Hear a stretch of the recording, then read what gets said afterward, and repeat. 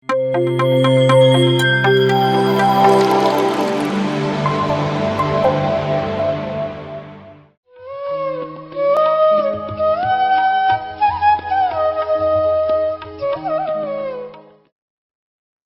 ಮೇ ಹಸ್ತೋ ಭಗವನ್ ಅಯಂ ಮೇ ಭಗವತ್ತರಃ ಅಯಂ ಮೇ ವಿಶ್ವಭೇಷಜೋಯಂ ಶಿವಾಭಿಮಹರ್ಷಣಃ. ಓಂ ಶಾಂತಿ ಶಾಂತಿ ಶಾಂತಿ. ಓಂ ಪರಾತ್ಪರ ಪರಾಶಕ್ತಿ ಸರ್ವಜ್ಞ ಸರ್ವವ್ಯಾಪಿ ಸರ್ವಶಕ್ತ ಪರಬ್ರಹ್ಮ ಚೈತನ್ಯ ಸ್ವರೂಪಾಯ ಜಗದುತ್ಪತ್ತಿ ಸ್ಥಿತಿ ಪ್ರಳಯಕಾರಕಾಯ ಸರ್ವಸಂಕಟಹರಾಯ ಪ್ರಸೀದ ಪ್ರಸೀದ ಪ್ರಸೀದ. ಸರ್ವಕೌತುಕಾನ್ ದರ್ಶಯ ದರ್ಶಯ ದರ್ಶಯ. ಸರ್ವತಂತ್ರಾನ್ ಸಿದ್ಧಿಂ ಕುರು ಕುರು ಸ್ವಾಹ ಸ್ವಾಹ. ಪವಿತ್ರ ಭಾರತದ ನೆಲದೊಳಗ ಪರಮ ಪವಿತ್ರ ಕ್ಷೇತ್ರ ಕೂಡಲ ಸಂಗಮ. ಹೇಗಿದೆ ನೋಡಿ, ಕೂಡಲು ಸಂಗಮ ಅಂತೆ. ಕೂಡಲು ಸಂಗಮ, ಕೂಡಿದರೆ ಸಂಗಮ, ಕೂಡಲು ಸಂಗಮ. ಇಲ್ಲಿ ಏನೆಲ್ಲ ಕೂಡಿಲ್ಲ. ನದಿಗಳ ಸಂಗಮ ಆಗಿದೋ, ಬಸವಣ್ಣವರ ಸಂಗಮ ಆಗಿದೆ ಇಲ್ಲಿ ಬಂದು. ಆತ್ಮ ಪರಮಾತ್ಮರ ಮಿಲನ ಅನ್ನೋ ಸಂಕೇತದೊಂದಿಗೆ ಈ ಕ್ಷೇತ್ರ ಜಗದ್ವ್ಯಾಪಿ ಜನಪ್ರೀತಿಯನ್ನು ಗಳಿಸಿದೋ. ಇಂಥ ಪಾವನ ಕ್ಷೇತ್ರದೊಳಗೆ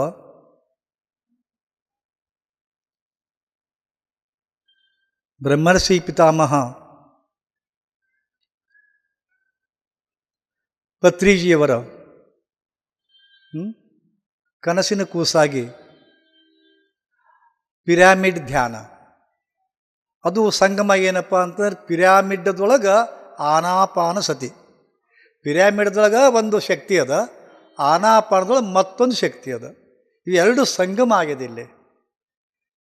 ಇಂಥ ಸಂಗಮ ಕ್ಷೇತ್ರದೊಳಗೆ ಧ್ಯಾನ ಸಂಗಮವನ್ನು ಮಾಡಿದ್ದೀರಿ ನೀವು. ಭಾವ ಸಂಗಮ, ಧ್ಯಾನ ಸಂಗಮ, ಸಾಧಕ ಸಂಗಮ ಅಂತ ಮಾಡಿಕೊಂಡಿದ್ದೀರಿ. 3ನೇ ದಿನದ ಕಾರ್ಯಕ್ರಮ. ಎಲ್ಲರೂ ಮತ್ತೆ ತಿರುಗಿ ತಮ್ಮ ಠಾವಿಗೆ ಹೋಗ್ತಕ್ಕಂಥ ಗಡಿಬಿಡಿಯೊಳಗೆ ಇದ್ದೀರಿ. ಬೆರಳಿನಿಗೆ ಜನ ಮಾತ್ರ 3ನೇ ದಿನದ ಶಿಬಿರದೊಳಗೆ ಪಾಲ್ಗೊಂಡಿದ್ದೀರಿ.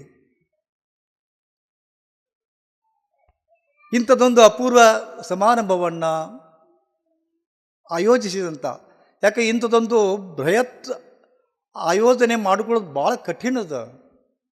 ಒಂದು ಯಾವುದೋ ಒಂದು ಶಕ್ತಿ, ನಮ್ಮ ಒಗ್ಗಾ ಬಂಧುಗಳು ಇರ್ಬೋದು, ಅವರಷ್ಟೇ ನನಗೆ ಹೆಚ್ಚು ಪರಿಚಯ. ಆನಂತರ ಇತ್ತೀಚೆಗೆ ಅವ್ರ ಜೊತೆಗೆ ನಮ್ಮ ರಾಜಶೇಖರ ಅಡಿಕೆನವರ್ ಕೂಡಿದ್ದಾರೆ. ಅನೇಕ ಧ್ಯಾನಿಗಳ ಸಂಗಮ ಕೂಡಿದೆ. ಊರಿಗೆ ಧ್ಯಾನವನ್ನು ಕಲಿಸ್ತಕ್ಕಂಥ, ಸ್ವಲ್ಪ ತಿಳ್ಕೊಂಡ್ರೆ ಸಾಕು ಅವರು ಗುರುಗಳೇ ಆಗ್ತಾರೆ. ಹೇಗೆ ಅಯ್ಯಪ್ಪನ ಮಾಲೆ ಹಾಕಿದವರು ತುಸು ದಿವಸ 12 ವರ್ಷ ಅಥವಾ 8 ವರ್ಷ ಹೋದ್ಮೇಲೆ ಅವ್ರು ಗುರು ಹಾಕಾರಲ್ಲ, ಹಂಗೆ ಇವು ಧ್ಯಾನ ಕಲಿಸೋರು ಎಲ್ಲರೂ ಗುರುಗಳಾಗ್ಬಿಟ್ಟಾರ. ಹಂಗೆ ಗುರುಗಳು ಆಗಿರಿ, ಸಾಧಕರು ಅದಿರಿ. ಹೀಗಾಗಿ ಇದೊಂದು ಗುರುಗಳ ಮತ್ತು ಸಾಧಕರ ಮಹಾಸಂಗಮ ಆಗಿದೆ. ಸೊ ಇದನ್ನು ಆಯೋಜಿಸಿದಂಥ ಈ ಎಲ್ಲ ಇವರಷ್ಟೇ ಹೆಸರು ತೊಗೊಂಡ್ರಪ್ಪ ಅನ್ನೋದು ಬಹಳ ತಪ್ಪಾಗ್ತದೆ. ನನಗೆ ಗೊತ್ತಿರೋದು ಮತ್ತು ತೆರೆಮರೆ ಹಿಂದೆ ಕಾಣದ ಕೈಗಳು ಈ ಕಾರ್ಯಕ್ರಮವನ್ನು ಯಶಸ್ವಿ ಮಾಡಲಿಕ್ಕೆ ಕೈ ಜೋಡಿಸ್ಯಾವ. ಅದರ ಹಿಂದೆ, ಈ ಎಲ್ಲ ಕೈಗಳ ಹಿಂದೆ ಮತ್ತೊಂದು ಆಶೀರ್ವಾದ ಕೈಗಳವ. ಪತ್ರಿಜಿಯವರ ಆಶೀರ್ವಾದ ಹಸ್ತಗಳು. ಆ ಪತ್ರಿಜಿಯವರ ಆಶೀರ್ವಾದ ಹಸ್ತಗಳ ಮುಂದೆ ಈ ಎಲ್ಲ ಹಸ್ತಗಳು ಈ ಎಲ್ಲ ಹಸ್ತಗಳ ಮುಂದೆ ನೀವು ಅದನ್ನು ಪಡ್ಕೊಳ್ತಾ ಇದ್ದೀರಿ. ಸೊ ನಿಮ್ಮೆಲ್ಲರ ಅಂತರಂಗಕ್ಕೆ ಶರಣಾರ್ಥಿ ಹೇಳ್ತೀನಿ. ಯಾಕಂದರೆ 5 ಜನ ಎಲ್ಲಿ ಸೇರ್ತಾರ ಅಲ್ಲಿ ಪಂಚರು ಅಂತಾರೆ. 5 ಜನ ಎಲ್ಲಿ ಸೇರ್ತಾರ ಅಲ್ಲೇ ಅವರಿಗೆ ದೈವ ಅಂತಾರೆ, ಪಂಚದೈವ ಅಂತ ಅಂತಾರೆ. ನೀವಿಲ್ಲಿ 5 ಜನ ಸೇರಿಲ್ಲ, 5,000 ಜನ ಸೇರಿರಿ.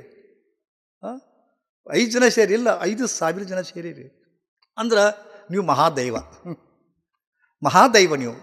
ಅದಕ್ಕೆ ನಿಮ್ಮೆಲ್ಲರ ಈ ಮಹಾದೈವದ ಒಳಗಿರ್ತಕ್ಕಂಥ ಆ ದೈವಕ್ಕೆ ಶರಣಾರ್ಥಿ ಮತ್ತೊಮ್ಮೆ ಹೇಳ್ತೀನಿ. ಆತ್ಮೇರೆ, ತಾವೇನೀಗ ಪಿರಾಮಿಡ್ ಧ್ಯಾನವನ್ನು ಮಾಡಿ ಅದರ ಸವಿಯನ್ನು ಉಂಡು ಆನಾಪಾನಸತಿ ಅಂತಕ್ಕಂಥ ಶ್ವಾಸದ ಪ್ರಕ್ರಿಯೆ ಅದರ ಅನುಸಂಧಾನವನ್ನು ಮಾಡಿ ಮಾಡಿ ಮಾಡಿ ಅದರ ಸೊಬಗನ್ನು ಸವಿದು ಅದರ ಸುಖವನ್ನು ಉಂಡು ಅದನ್ನು ಹಂಚಿಕೊಳ್ಳಿಕ್ಕೆ ಮತ್ತೇನಾದರೂ ಕಲೀಲಿಕ್ಕೆ ಇದೆಯಾ ಅಂತ ತಿಳ್ಕೊಂಡು ಇಲ್ಲಿ ಬಂದಿದ್ದೀರಿ ತವಕದಿಂದ. ನನಗೂ ಈ ಪಿರಾಮಿಡ್ ಧ್ಯಾನಕ್ಕೂ ಭಾಳ ನಂಟಿದೆ. ಲಲಿತಾ ಹೇಳಿದರು, ನನಗೆ ಸ್ವಲ್ಪ ಇದನ್ನು ಕಳಿಸ್ಕೊಡು ಅಂತ ಹೇಳಿದರು, ನಮ್ಮ ಬಯೋಡಾಟಾ. ಇದುವರೆಗೆ ನನ್ನ ಬಯೋಡಾಟವನ್ನು ನನಗೆ ಗೊತ್ತಿಲ್ಲ ಹೆಚ್ಚಿಗೆ, ಯಾಕಂದರೆ ಅಷ್ಟು ಡಿಗ್ರಿ ಮಾಡಿದ್ದೀನಿ, ಅಷ್ಟೆಲ್ಲ ಮಾಡಿ 1 2 ಬದುಕಿಗೆ ಬೇಕಾದ ಬದುಕನ್ನು ಸಹ್ಯವಾಗಿಸುವ ನನಗೆ ದೇವರು ಸಾಕಷ್ಟು ಕೊಟ್ಟಿದ್ದಾನೆ, ಚಂದ ಇಟ್ಟಾನ. ಆದರೆ ನನ್ನೊಂದಿಗೆ ಬರ್ತಕ್ಕಂಥ ಸಾಧಕ ವರ್ಗ ಏನದಲ್ಲ ದುಃಖದಿಂದ ನರಳ್ತಾ ಇದ್ದಾರೆ. ಆ ದುಃಖವನ್ನು ಶಮನ ಮಾಡಬೇಕು. ಅವರ ದುಃಖ ಶಮನ ಆಗಿ ಅವರ ಮುಖದಲ್ಲಿ ನಗು ಮೂಡಬೇಕು. ಅವರ ನಗು ಉಂಟಾಗಿ ಬಂದಂಥ ಸಮಸ್ಯೆ ಪರಿಹಾರವಾಗಿ ಗುರುಗಳ ನಿಮ್ಮಿಂದ ಚಲೋ ಆತು ಅಂತ ಸಂತೋಷಗೊಂಡಾಗ ಅದು ಆಶೀರ್ವಾದ ರೂಪದೊಳಗೆ ನನಗೆ ಕಾಪಾಡಿದೆ. ಆ್ಯಕ್ಚುಲಿ ಹೇಳ್ಬೇಕಂದ್ರೆ ಆ ದಿಶೆಯೊಳಗೆ 1976 ನಾನು ಧಾರವಾಡದ MVS college of physical education ಅಂತ ತಿಳ್ಕೊಂಡಲ್ಲಿ ನಾನು ಲೆಕ್ಚರರ್ ಮತ್ತು ವಾರ್ಡನ್ ಅಂತ ಕೆಲಸ ಮಾಡ್ತಿದ್ದೆ. ನನ್ನ ಜೊತೆಗೆ ಡಿ ಸುರೇಶ್ ಅನ್ನೋ ನನ್ನ ಕಲೀಗ್. ಆವಾಗ ಅವರ ಸಿಸ್ಟರ್ ಒಬ್ಬರು ಆಸ್ಟ್ರೇಲಿಯಕ್ಕಿದ್ದರು. ಅವರು ಬರ್ತಿರ್ಬೇಕಾದ್ರೆ ಒಂದು ಪಿರಾಮಿಡ್ ಸೇಪದ್ದೇ ಒಂದು ಗ್ರಂಥವನ್ನು ತೊಗೊಂಬಂದರು, ಪಿರಾಮಿಡ್ ಆ್ಯಂಡ್ ಇಟ್ಸ್ ಮಿಸ್ಟ್ರೀಸ್ ಅಂತ ತಿಳ್ಕೊಂಡು, ಪಿರಾಮಿಡ್ ಮತ್ತು ಅದರ ಅದ್ಭುತಗಳು ಅಂತ ತಿಳ್ಕೊಂಡು. ಇಂಗ್ಲೀಷ್ನಲ್ಲಿತ್ತು ಪಿರಾಮಿಡ್ ಮತ್ತು ಅದರ ಮಿಸ್ಟ್ರೀಸ್ ಅಂತ ತಿಳ್ಕೊಂಡು. ಆ ಪುಸ್ತಕ ಓದಿದೆ ಸ್ವಲ್ಪ ಇಟ್ಟೆ, ಮತ್ತೊಮ್ಮೆ ಓದಿದೆ, ಮತ್ತೆ ಇಟ್ಟೆ. ಯಾಕಂದ್ರೆ ಗೊತ್ತಾಗಲಿಲ್ಲ, ಏನು ಅದ್ರ ಬಗ್ಗೆ ಆಸಕ್ತಿ ಇರಲಿಲ್ಲ. ಮುಂದೆ 2 ವರ್ಷದೊಳಗೆ ಅನೇಕ ಬಾರಿ ಓದಿದೆ. ಆವಾಗ ಪಿರಾಮಿಡ್ ಮಾಡುವ ಭೂತ ನನ್ನ ತಲೆ ಹೊಕ್ತು. ದಾರ ಕಟ್ಟಿದೆ, ಬಿಟ್ಟಂಗಿ ಕಟ್ಟಿದೆ, ಪ್ಲೈವುಡ್ದು ಮಾಡಿಸಿದೆ, ಕಟ್ಟಿಗೆದು ಮಾಡಿಸಿದೆ, ಕೆಡಿಸಿದೆ, ಉಳಿಸಿದೆ, ಮಾಡಿದೆ ಸಿಕ್ಕಾಪಟ್ಟೆ ಹಣ ಸುಮ್ಮನೆ ಹಾಳು ಮಾಡಿಕೊಂಡೆ. 78ರಿಂದ 86ರವರೆಗೂ 81ಕ್ಕೆ ನಾವು ನನ್ನ ಆಶ್ರಮವನ್ನು ಸ್ಥಾಪನೆ ಮಾಡಿದ್ವಿ ಗುಳೇಗುಡದೊಳಗೆ. ನಾನು 1963ರಿಂದ ಯೋಗವನ್ನು ಕಲಿಸ್ಲಿಕ್ಕೆ ಶುರು ಮಾಡೀನಿ ಅಂತ ನಂಬ್ತೀರ ನೀವು? 1963ರಿಂದ ನಾನು ಯೋಗವನ್ನು ಕಲಿಸ್ಲಿಕ್ಕೆ ಶುರು ಮಾಡೀನಿ.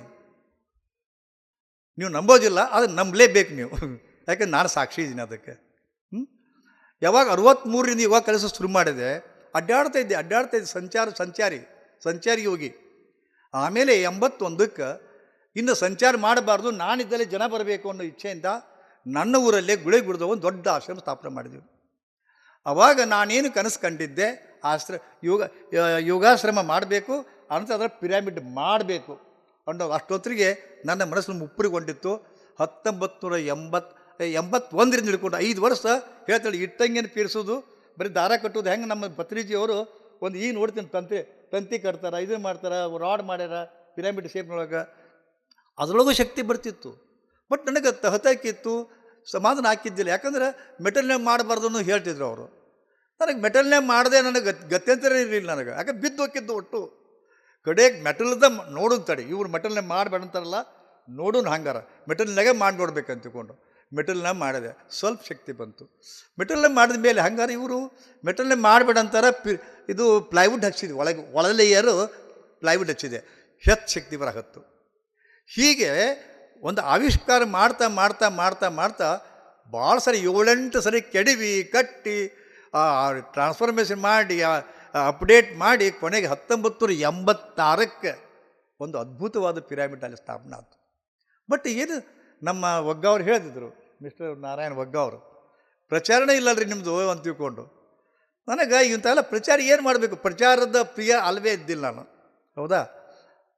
ಸೊ 1986 ಪಿರಾಮಿಡ್ ಮಾಡಿದ್ರೆ ಸಹಿತ ಅನೇಕ ಧ್ಯಾನಿಗಳು ಬರ್ತಿದ್ರು, ಅಲ್ಲಿ ಕ್ಯಾಂಪ್ ಹಾಕಿದ್ದು.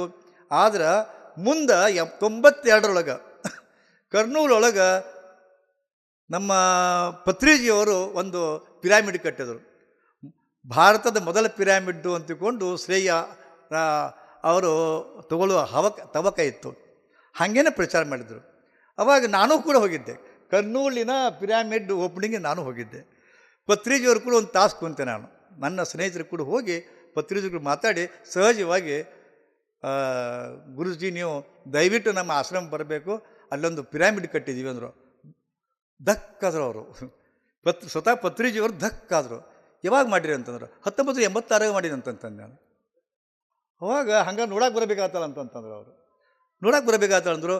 ಹಾಗೆ ಹೇಳಿ ತುಂಬ ವರ್ಷಗಳಾದ ಮೇಲೆ ಸ್ವತಃ ಪತ್ರಿಜಿಯವರು 2 ಸರಿ ಬಂದರು, ಅಮ್ಮನವರು ಬಂದರು.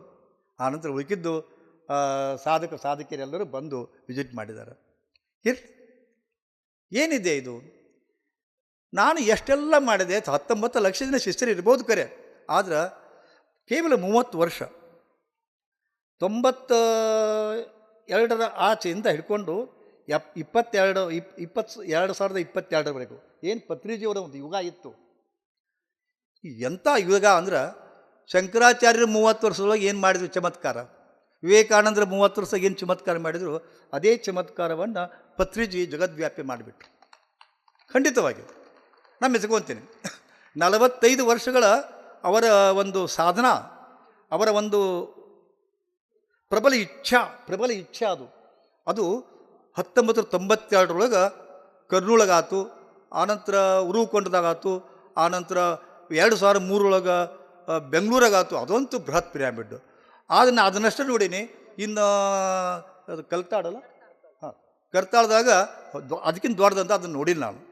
ಇಂಥ ಬೃಹತ್ ಪಿರಾಮಿಡ್ಗಳನ್ನ ಅದು ಹೆಂಗೆ ರಚನೆ ಆಯಿತು, ಅದು ಹೆಂಗೆ ಆರ್ಗನೈಸ್ ಮಾಡ್ಯಾರ, ಹೆಂಗೆ ಸಾಧಕ ಬಂದರು, ಏನು ವಿಚಿತ್ರ. ಇವತ್ತು ನಾನು ಶಾಬರಿ ದೀಕ್ಷಾ ಅಂತ ನಾವು ಕೊಡ್ತಾ ಇದ್ದೀನಿ. ಸುಮಾರು ಜನ ಬಂದು ಶಾಬರಿ ದೀಕ್ಷಾಕ್ಕೆ ತೊಗೊಳಕ್ಕೆ ಬರ್ತಾರೆ. ನಾನು ಅವ್ರಿಗೆ ಕೇಳ್ತೀನಿ ಹೆಂಗಿದ್ರೆ, ಅದ್ರಾಗ ಎಷ್ಟೋ ಜನ ನಾ ಆನಾಪಾನ ಸತಿ ಮಾಡ್ತೀನಿ. 100ಕ್ಕೆ ನನ್ನ ಕಡೆ ಬಂದಂಥ 80 ಜನರೊಳಗೆ 180 ಜನರೊಳಗೆ ಆನಾಪಾನ ಸತಿ ಮಾಡ್ತೀನಿ ಅಂದ್ಕೊಂಡು ಹೇಳ್ತಾರೆ ಅವರು. ಕೆಲವು ಮಂದಿ ಅಂತೂ ಅದಕ್ಕಿಂತ ಹೆಚ್ಚಿಗೆ ಹುಬ್ಬಳ್ಳಿಯಾಗ ಮತ್ತು ಧಾರವಾಡ ಮತ್ತು ಅಂಕೋಲದೊಳಗೆ 3 ಮಂದಿ ವಿಶ್ವಕರ್ಮಿ ಇವ್ರು ಬಂದಿದ್ದರು.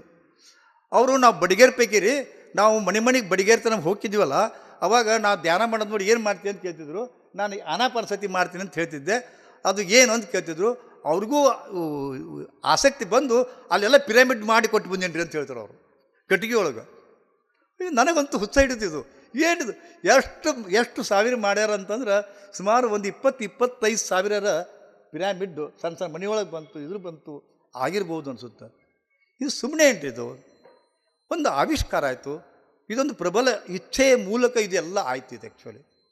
ಮತ್ತು ಯಾಕೆ ಈ ಆನಾಪಾನ ಸತಿ ಎಷ್ಟು ಜನಪ್ರಿಯ ಯಾಕಾಯಿತು? ಇದು ಪತ್ರಿಜಿಯವರೇನು ಕ್ರಿಯೇಟ್ ಮಾಡಿದ್ದಲ್ಲ. ಇದು ಹೆಂಗೆ ವೀರಶೈವ ಧರ್ಮ ಮೊದಲಿತ್ತು, ಹಿಂದೂ ಧರ್ಮ ಮೊದಲೇ ಇತ್ತು. ಆದರೆ ನಡುವೆ ಕೆಲವು ಜನ ಅದನ್ನು ಉತ್ತುಂಗಕ್ಕೆ ಏರಿಸಿದ ಜನ ಬರ್ತಾರೆ.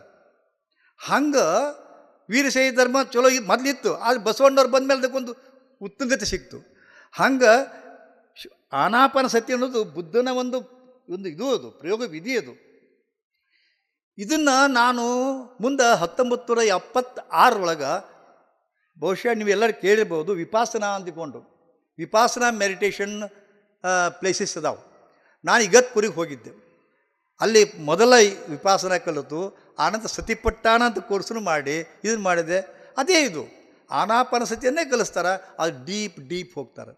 ಆದರೆ ಅಲ್ಲಿ ಸಾಕಷ್ಟು ಜನಪ್ರಿಯ ಆಗಿದ್ದು ಕರೆ, ಆದರೆ comparatively in the short period ಜನಪ್ರಿಯ ಆಗಿದ್ದಂದ್ರೆ ಪಿರಾಮಿಡ್ನ Anapana sati which has created by Patriji.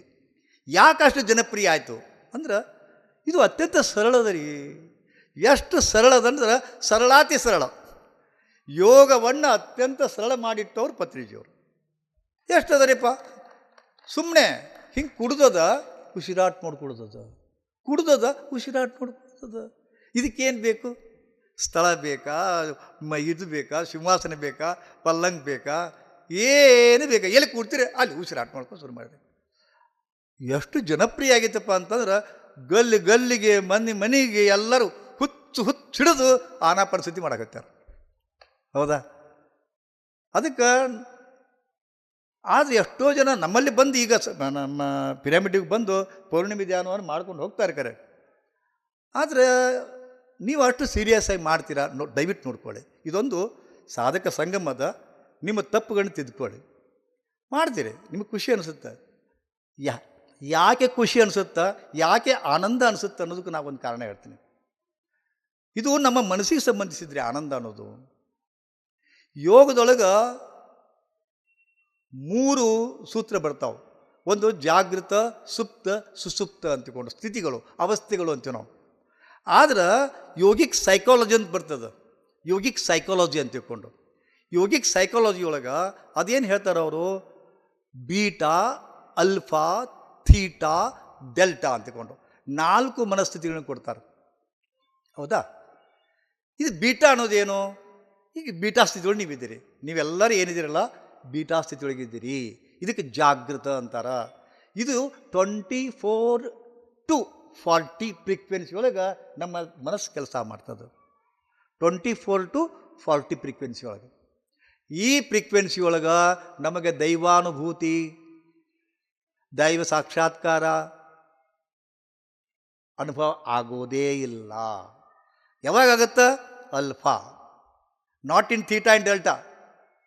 ಅಲ್ಫಾದು 7ರಿಂದ 14 ನಡುವೆ 12 ಫ್ರೀಕ್ವೆನ್ಸಿ ಒಳಗೆ ನಮ್ಮ ಮನಸ್ಸು ಹೋದಾಗ ದೈವಿ ಅನುಭೂತಿ ಆಗುತ್ತೆ. ಯಾಕೆ ಈ ಕಾಂಟೆಕ್ಸ್ಟ್ನೊಳಗೆ ಯಾಕೆ ಎಲ್ಲರಿಗೂ ಆನಾಪಾನಸತಿ ಹಿಡಿಸುತ್ತಪ್ಪ ಅಂತಂದ್ರೆ, ನೀವೆಲ್ಲರೂ ಬರೋರು ಯಾರು? ದೊಡ್ಡ ಯೋಗಿಗಳಲ್ಲ, ನೀವು ಸಂಸಾರಸ್ತ್ರ ಅದಿರಿ. 1 ತಾಸು ಕಣ್ಣು ಮುಚ್ಚಿಕೊಂಡ್ರೆ ಏನು ಮಜಾ ಆಯ್ತು ಅನ್ನೋದು ನಿಮ್ಗೆ ಗೊತ್ತಾಗೈತೆ.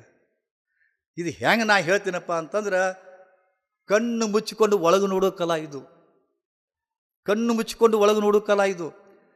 ಕಣ್ಣು ಮುಚ್ಚಿಕೊಂಡು ಒಳಗೆ ನೋಡ್ತಿರಲ್ಲ, ಅಂತರ್ಮುಖಿ ಅಂತೀವಿ ನಾವು. ಅಂತರ್ಮುಖಿ ಸದಾ ಸುಖಿ ಅಂತ. ಯಾವಾಗ ನೀವು ಕಣ್ಣು ಮುಚ್ಚಿ ಒಳಗೆ ನೋಡ್ತೀರಿ ಅವಾಗ ಸುಖ ಇರ್ತದೆ. ಯಾಕೆ ಸುಖ ಇರ್ತದಪ್ಪ ಅಂದ್ರೆ, ನೀವು 12 ಇದಕ್ಕೆ ಹೋಗ್ತೀರಿ ಫ್ರೀಕ್ವೆನ್ಸಿಗೆ. ಆ 12 ಫ್ರೀಕ್ವೆನ್ಸಿ ಒಳಗೆ ದೈವಿ ಅನುಭೂತಿ ಆಗ್ತದೆ. ಅದಕ್ಕೆ ನಿಮಗೆ ಸುಖ ಅನ್ನಿಸ್ತದೆ ನೀವು ಕಣ್ಣು ಮುಚ್ಚಿದಾಗ. ಯಾಕಂದರೆ ನಮ್ಮ ತಲೆ ಕೆಡಿಸೋದ ಕಣ್ಣುಗಳು, ಪಂಚೇಂದ್ರಿಯಗಳಿಂದ ತಲೆ ಕೆಟ್ಟದ್ದು ನಮ್ಮದು. ಇನ್ನೂ ಒಂದು ಮಾತದ, ಏನು?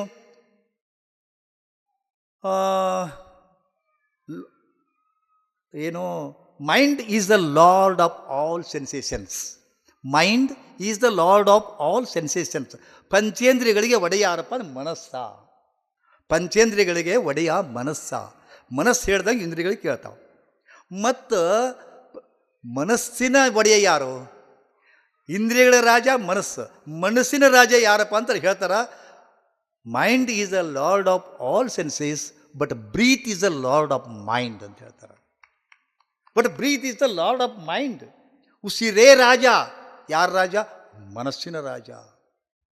ಮನಸ್ಸು ಕಂಟ್ರೋಲ್ ಮಾಡಬೇಕು. ಒದ್ದಾಡ್ತಿರ್ತಿರಲ್ಲ, ನನ್ನ ಮನಸ್ಸು ಕಂಟ್ರೋಲ್ ಬರೋಲ್ದು, ನನ್ನ ಮನಸ್ಸು ಕಂಟ್ರೋಲ್ದು. ಹೋಗಿ ಹುಡುಗರು ಡಬ್ದಾಗ ಹೊಡಿತೀನಿ, ಅಳ್ತೀನಿ, ಹಿಂಗೆ ಹುಚ್ಚು ಟೈಪ್ ಆಗಿದ್ರಿ ನಾನು, ಒದ್ದಾಡ್ತಾವೆ. ಹೌದಾ? ಯಾಕೆ ಹಂಗೆ ಹಾಕಿರಪ್ಪ ಅಂತಂದ್ರೆ, ಇಂದ್ರಿಯಗಳು ನಿಮಗೆ ಆದ್ಯಂದಾಗಿಲ್ಲ, ಆದ್ಯಂದಾಗಿಲ್ಲ. ಹಿಂಗಾಗಿ ದುಃಖ ಬರ್ತದೆ. ಹೌದಾ? ಶ್ವಾಸ ಮನಸ್ಸಿನ ರಾಜ ಅದ. ಯಾವಾಗ ಶ್ವಾಸದ ಮೇಲೆ ಕಂಟ್ರೋಲ್ ತೊಗೊಂಡು ಉಸಿರನ್ನು ನೋಡ್ತಾ ನೋಡ್ತಾ ನೋಡ್ತಾ ತಾದಾತ್ಮ್ಯತೆ ಹೊಂತೀರಿ, ಆವಾಗ ಅದ್ಭುತ ಆನಂದ ಬರ್ತದೆ, ಆಧ್ಯಾತ್ಮಿಕ ಅನುಭೂತಿ ಬರ್ತದೆ. ಅದಕ್ಕೆ ನಿಮಗೆ ಸುಖ ಸಿಗ್ತದೆ. ಸಂಸಾರದಾಗ ಜಂಜಾಟದೊಳಗೆ ಸಿಕ್ಕೊಂಡು ಒದ್ದಾಡುವವ್ರಿಗೆ ಅದು ಸ್ವಲ್ಪ ಸುಖ ಕೊಡ್ತದೆ. ಅದಕ್ಕೆ ಆನಾಪಾನ ಸತಿಗೆ ಜೇನುನೊಣ ಮುಕ್ಕರಾಕತ್ಯಾರ ಮನೆ. ಈ ಸುಖಕ್ಕೋಸ್ಕರ ಅಂದ್ರೆ ನಾ ಏನಂತೀನಿ, ಅದಕ್ಕೆ ನಾನು ಪದೇ ಪದೇ ಹೇಳ್ತೀನಿ, ಕಣ್ಣು ಮುಚ್ಚಿದ್ರೆ ಸ್ವರ್ಗ, ಕಣ್ಣು ಮುಚ್ಚಿದ್ರೆ ಕಣ್ಣು ಮುಚ್ಚಿ ಉಸಿರಾಟಕ್ಕೆ ನೋಡಿದಿರಪ್ಪ ಸ್ವರ್ಗ, ಕಣ್ಣು ತಗೊಂಡ್ರೆ ಅದೇ ನರಕ, ಕಣ್ಣು ತೆಗೆದ್ರೆ ಅದೇ ನರಕ.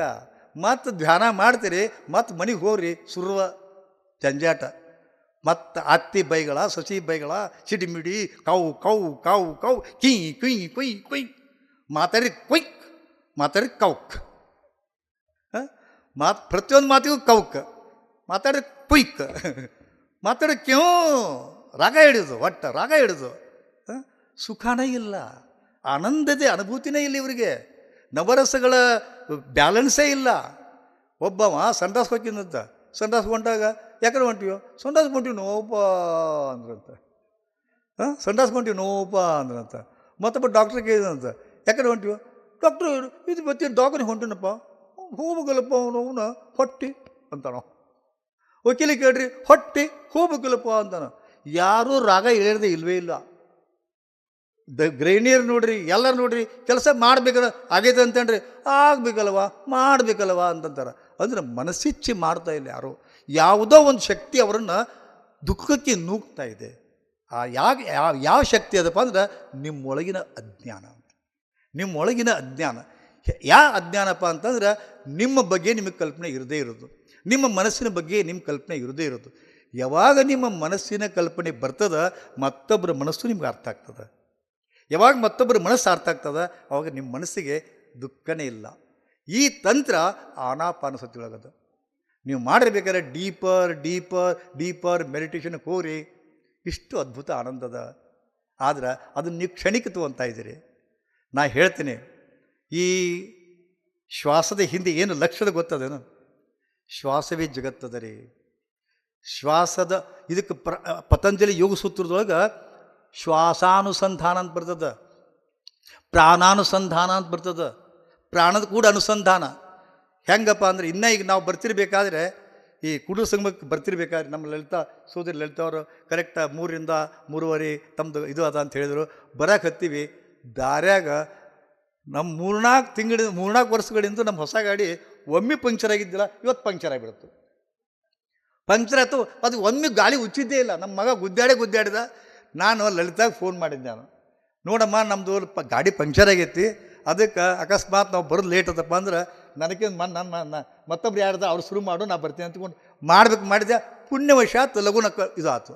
ಅವಾಗ ನನಗೊಂದು ವಿಚಾರ ಬಂತು, ಏನಪ್ಪ ಅಂದ್ರೆ ಗಾಡಿ ಅದ, ಹೊಸ ಗಾಡಿ ಅದ, 4 ಗಾಲಿ ಅದಾವ ಕರೆ, ಆದ್ರೆ ಒಂದ್ರಾಗ ಗಾಳಿ ಇಲ್ಲ ಒಂದ್ರಾಗ ಗಾಳಿ ಇಲ್ಲ.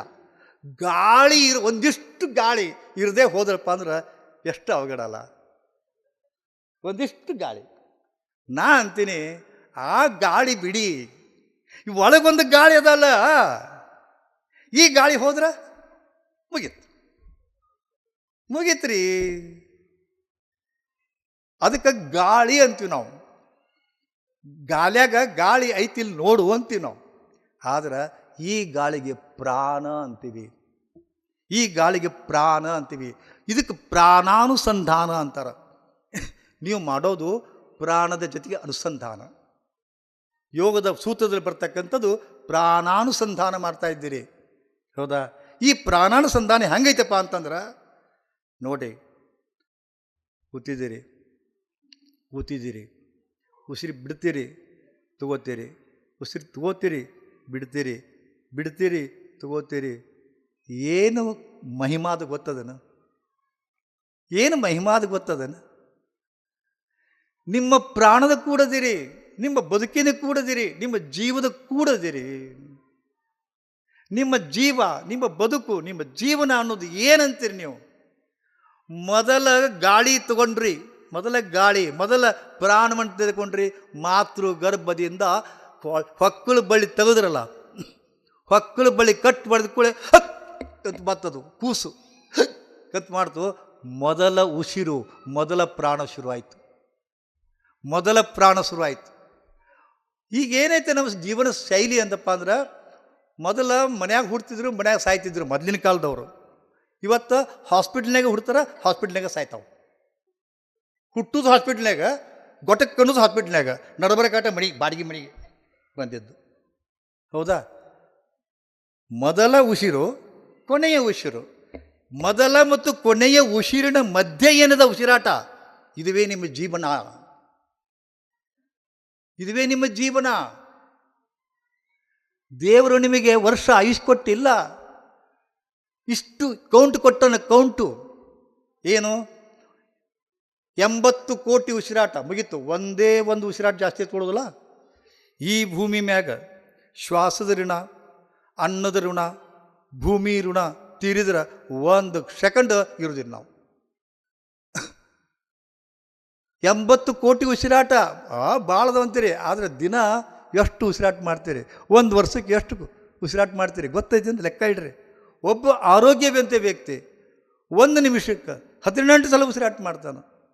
ಹಿಂಗೆ ಲೆಕ್ಕ ಹಾಕೊಂಡು ಹೋಗ್ಬೇಕಾರೆ ಮಜಾ ಅನಿಸುತ್ತೆ. ಇದು ಉಸಿರಲ್ಲ, ನಿಮ್ಮ ಜೀವನದ ಮೆಟ್ಟಲುಗಳು. ಈಗ ಹೆಂಗೆ ಅಲ್ಲಿಂದ ಒಂದು 100 ಮೆಟ್ಲು ಐತಿ ಇಲ್ಲಿ ಬರಬೇಕಾದ್ರೆ ಅಂದ್ರೆ 100 ವರ್ಷ ಅಲ್ಲಿಂದ ಶುರು ಆಯ್ತು ನಿಮ್ಮ ಜೀವನ. ಇದು ಸಮಾಧಿ ಅಂತ ತಿಳ್ಕೊರಿ. ಸಮಾಧಿ ಅಂತ ತಿಳ್ಕೊರಿ. ಒಂದು ಹೆಜ್ಜೆ ಇಟ್ರಿ, ಮುಂದೆ ಹೆಜ್ಜೆ ಇಟ್ರಿ, ಮುಂದೆ ಹೆಜ್ಜೆ ಇಟ್ರಿ, ಇಲ್ಲಿ ಸಮಾಧಿ ಸಮೀಪ ಇದೆ ಅಂತ.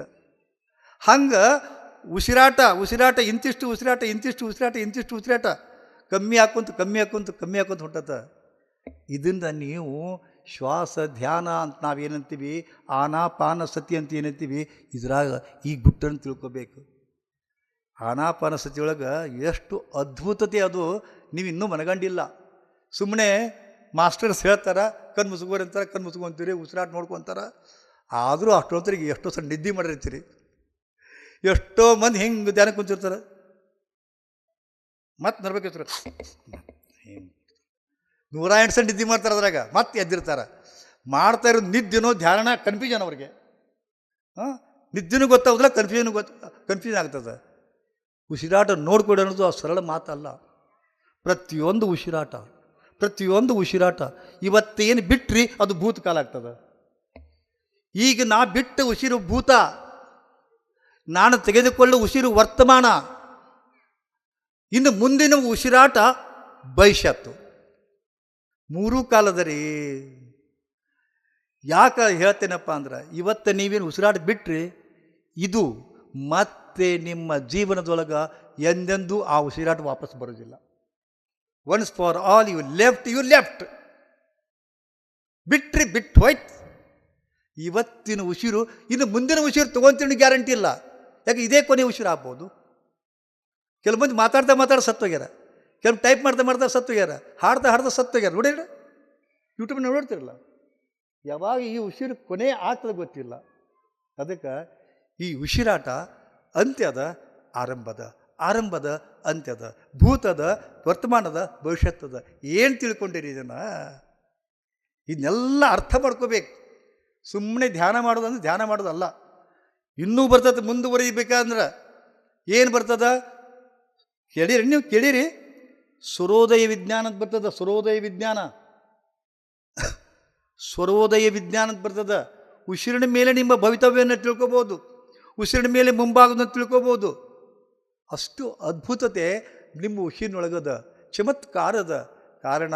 ಅಂಥ ಉಸಿರಾಟವನ್ನು ನೀವು ಪ್ರಾಣದ ಅನುಸಂಧಾನ ಮಾಡ್ತಾ ಇದ್ದೀರಿ. ಹೀಗೆ ಹೇಳ್ತಾ ಕೂತ್ರೆ ಈ ಪುಟ್ಟ ತಲೆಯೊಳಗೆ ಸುಮಾರು 62 ವರ್ಷದ, ಅಂದರೆ ನಾನು ಯಾವಾಗ ಕಲಿಸ್ಲಿಕ್ಕೆ ಶುರು ಮಾಡಿದೆ ಅವತ್ತಿನಿಂದ ಸಾಕಷ್ಟು ಅನುಭವ ತುಂಬಿಬಿಟ್ಟದ.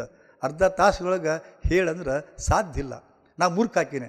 ಅರ್ಧ ತಾಸಿನ ನನ್ನ ಅನುಭವ ಯೋಗದ ಬಗ್ಗೆ ಹೇಳೋ ಅಂತಂದ್ರೆ ನಾ ಕೇಳ್ತೀನಿ ಅಂದ್ರೆ ಅದು ಮೂರ್ಖತನ ಆಗ್ತದೆ. ಅದೊಂದು ಯೋಗ ಅನ್ನೋದು ಅನುಭಾವ, ಯೋಗ ಅನ್ನೋದು ಒಂದು ಅನುಭೂತಿ. ಅದಕ್ಕೆ ಯೋಗದ ವ್ಯಾಖ್ಯಾನ ಎಂದು ಕೇಳ್ತಾರೆ.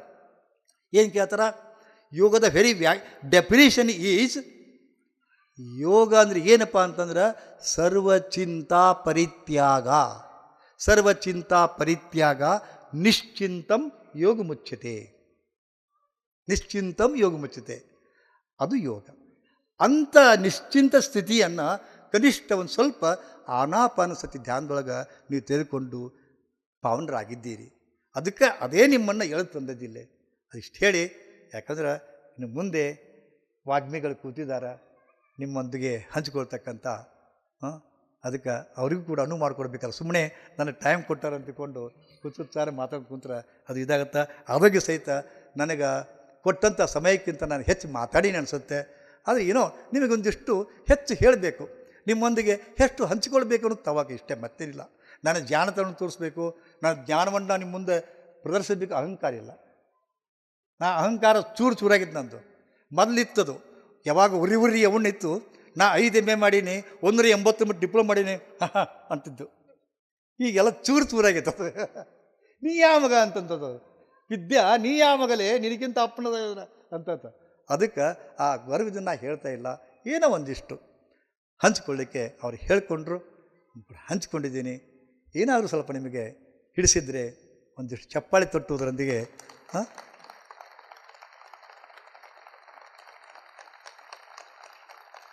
ಶಿವ ಶಿವ ಶ್ರೀ ಗುರುದೇವ್. ನಮ್ಮ ಆಶ್ರಮ ಇಲ್ಲೇ ಗುಳಗುಡ್ದೊಳಗದ. ಆಶ್ರಮದ ನೋಡಬೇಕು, ಇದನ್ನು ನೋಡ್ಕೋಬೇಕಂತಂದ್ರೆ ವೆಬ್ಸೈಟ್ ಅದ, ಯೋಗಮುಖಿ ವೆಬ್ಸೈಟ್, YOGAMUKHI, YOGA ಯೋಗ, MUKHI ಯೋಗಮುಖಿ, ಅದು ಟುವರ್ಡ್ಸ್ ಯೋಗ ಅಂತ ವೆಬ್ಸೈಟ್ ಅದ. ಅದರಾಗ ಹೋದ್ರೆ ಎಲ್ಲ ವಿವರಣೆ ಬರ್ತದೆ. ಇನ್ನೊಂದು ಅದೇ ಯೋಗಮುಖಿ, ಯೂಟ್ಯೂಬ್ನಾಗ ಹೋಗಿ ಯೋಗಮುಖಿ ಚಾನಲ್ ಹೊಡಿರಿ, ಅದರಾಗ ಗುರೂಜಿಯವ್ರದ್ದು ಸಾವಿರಾರು ವಿಡಿಯೋಗಳದಾವೆ. ನಮ್ಮಲ್ಲಿ 30 ಬೆಡ್ ಹಾಸ್ಪಿಟ್ಲ್ ಅದ. ಗುಣಕಾಣದ ಅನೇಕ ರೋಗಗಳಿಗೆ ಅಲ್ಲಿ ಪರಿಹಾರ ಸಿಗ್ತದೆ. ಎಸ್ಪೆಷಲಿ ಬೆನ್ನು ಹುರಿ ದೋಷಕ್ಕೆ, ಮೊಣಕಾಲು ನೋವಿಗೆ, ಬೆನ್ನು ನೋವಿಗೆ ಅಂತೂ ಎತ್ತಿದ ಕೈ. ನನ್ನ ಮಗ ಇಲ್ಲೇ ಅದಾನ, doctor Deepak. He is very specialist in spondylitis, very specialist. ಎಷ್ಟೆಷ್ಟು ಜನ ಡಾಕ್ಟರ್ಸ್ ಬಂದೆ, MD ಡಾಕ್ಟರ್ ಬಂದು ಅವನ ಕಡೆ ಟ್ರೀಟ್ಮೆಂಟ್ ತೊಗೊಂಡು ಹೋಗ್ತಾರೆ. ಹೌದಾ? ಸೊ ನಾವು ಕೆಲವು ಕ್ಷಣ ನಿಮ್ಮೊಂದಿಗೆ ಇರಲಿಕ್ಕೆ ಅನುವು ಮಾಡಿಕೊಟ್ಟಂಥ ಈ ಆಯೋಜಕರಿಗೆ ತುಂಬ ಆಶೀರ್ವಾದದ ಧನ್ಯವಾದಗಳೊಂದಿಗೆ ನಿಮಗೆ ಒಳ್ಳೆಯದಾಗಲಿಮ್ಮ. ನಿಮ್ಮ ಶ್ರಮ ಸಾರ್ಥಕವಾಯಿತು. ಶ್ರೀ ಗುರುದೇವ್. ನಿಮ್ಮೆಲ್ಲರಿಗೂ ಬದುಕು ಚೆನ್ನಾಗಿಟ್ಟಿರಲಿ. ನಿಮಗೊಂದು ಏನಾದರೂ ನಿಮಗೆ ಅಕಸ್ಮಾತ್ ಬದುಕಂದರೆ ನೋಡಿರಿ, ಮೂಗಿದ್ದಾಗ ನೆಗಡಿ ಸಹಜ. ಹಾಗೆ ಬದುಕಂದರೆ ಕಷ್ಟ, ದುಃಖ, ನೋವು ಸಹಜವೇ. ನನ್ನ ಕಡೆ ಬಂದವ್ರು ಬರೀ ಅಳ್ಕೊಂಡು ಬರ್ತಾರೆ, ಬರೀ ಅಳ್ತಾರ. ಮಗಳದ ಹಂಗಾತ್ ಬಾಳೆ, ಮಗಳು ಲವ್ ಮಾಡ್ಯಾಳ, ಅವ್ರಿಗೆ ಗಂಡು ಕೈ ಕೊಟ್ಟ, ನನಗೆ 10 ಲಕ್ಷ ಸಾಲ ಕೊಟ್ಟೀನಿ, ಹೊಳಿ ಕೊಡೋವಲ್ಲ, ನಾ ಜಾಮೀನಾಗೀನಿ, ಮೋಸ ಮಾಡಿದ್ರು. ಬರೀ ಇವಾಗ ಕೇಳಿ ಸಾಕಾಗೈತಿ. ಆದರೆ ಸಾಕಾಗೈತಿ ಅಂತ ನಾ ಕೈ ಬಿಡೋದಿಲ್ಲ, ಅನೇಕ ಮಾರ್ಗಗಳನ್ನ ಹೇಳ್ತೀನಿ. ವಿಚಿತ್ರ ಅಂದ್ರೆ ಏನು, ಒಂದು ದೇವರ ಒಂದು ಇದು ಅಂದ್ರೆ ಅವ್ರಿಗೆ ಕಮ್ಮಿ ಆಗತ್ತೆ ರೀ.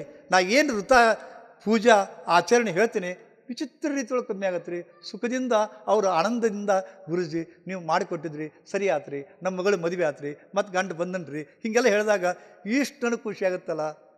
ಬಹುಶಃ ನನಗೇನ್ರ ಸಂತೃಪ್ತ ಭಾವ ಇತ್ತಪ್ಪ ಅಂದ್ರೆ ಅವರ ಮುಗುಳ್ನಾಗೆ ಅವರ ಆಶೀರ್ವಾದ ಅಂತ ತಿಳ್ಕೊತೀನಿ ನಾನು. ನಿಮ್ಮೆಲ್ಲರಿಗೂ ಶರಣಾರ್ಥಿ. PMC ಕನ್ನಡ ಚಾನೆಲ್ ಅನ್ನು ಲೈಕ್ ಮಾಡಿ, ಶೇರ್ ಮಾಡಿ, ಸಬ್ಸ್ಕ್ರೈಬ್ ಮಾಡಿ ಮತ್ತು ಮಾಡಿಸಿ. ಎಲ್ಲರಿಗೂ ಧನ್ಯವಾದಗಳು.